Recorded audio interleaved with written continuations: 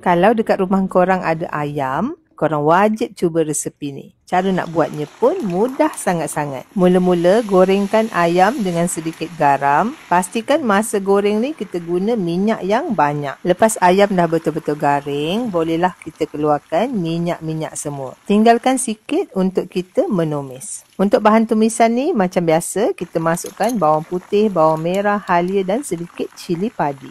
Lepas tu, untuk bagi dia jadi lagi sedap, kita tambahkan juga sedikit rempah. Akak guna 2 jenis rempah ni, rempah masak cap bunga ros dengan rempah gulai cap bunga ros. Kalau korang nak tahu, rempah-rempah ni tak semestinya kita nak masak gulai je kita guna. Kalau kita nak masak macam ni pun boleh guna juga. Dan yang paling best, rempah cap bunga ros ni semua dia dah roasted. Jadi korang dah tak perlu risau nak sangai-sangai rempah lagi. Lepas tomato kita dah layu, kita mash-mashkan dia dan sambung lagi renehkan. Dan dah siap. Jadilah resepi kita hari ni. Chicken karahi yang super sedap dan ayamnya super juicy dan lembut. Seriously, korang wajib cuba resepi ni. Makan dengan nasi panas pun sedap, makan dengan roti pun sedap. Selamat mencuba dan semoga bermanfaat.